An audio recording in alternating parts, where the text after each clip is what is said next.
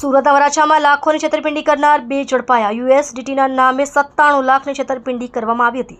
જમીનમાં આવેલ લાખો રૂપિયા યુએસડીટીમાં ટ્રાન્સફર કરાવ્યા હતા। આરોપીઓએ વિશ્વાસમાં લઈને રૂપિયા લઈ આંગડિયા મારફતે પરત આપવાની વાત કરી હતી। આંગડિયામાં રૂપિયા આવતા જ આરોપી રૂપિયા લઈ ફરાર થઈ ગયા હતા। સમગ્ર મામલે વરાછા પોલીસ મથકે ફરિયાદ નોંધાઈ હતી। વરાછા પોલીસે બંને આરોપીઓને પકડી પાડ્યા। વરાછા પોલીસે આરોપીની ધરપકડ કરી 51 લાખ રૂપિયા કબજે કર્યા।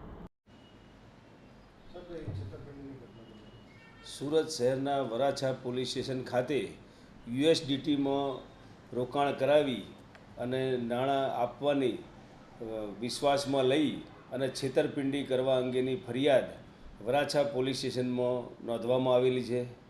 સમગ્ર ઘટનાની હકીકત જોતાં આ કામના ફરિયાદીએ તેમના મિત્ર મારફતે યુએસડીટીમાં નાણાં રોકવા બાબતે બે આરોપીઓ ચેતનભાઈ રંગાણી અને કમલેશભાઈ ક્યાળા નામના બંને આરોપીઓએ ફરિયાદીને 97,66,340 રૂપિયા યુએસડીટીમાં રોકાણ કરી અને ગમે ત્યારે પૈસા પાછા મળી જશે તેમ કહી અને આંગડિયા થ્રુ પેમેન્ટ મેળવી અને યુએસડીટીના નાણાં જે ઓનલાઈન એપ્લિકેશનમાં જેવા પૈસા મળે એની સાથે 15 મિનિટમાં યુએસડીટીમાં કન્વર્ટ થઈ તેઓને મળી જશે તેમના એકાઉન્ટમાં તેવું જણાવી વિશ્વાસમાં લઈ અને છેતરપિંડી કરેલી। ફરિયાદીએ પોતે નાણાં ચૂકવ્યા બાદ 3-4 દિવસ સુધી આ કામના આરોપીઓ સાથે સંપર્ક કરતા તેઓએ પૈસા આપવાની ના પાડેલી, જેથી ફરિયાદીને સ્પષ્ટ રીતે છેતરપિંડી અંગેની હકીકત જણાઈ આવતા વરાછા પોલીસ સ્ટેશનમાં આ બાબતે ફરિયાદ નોંધવામાં આવેલી।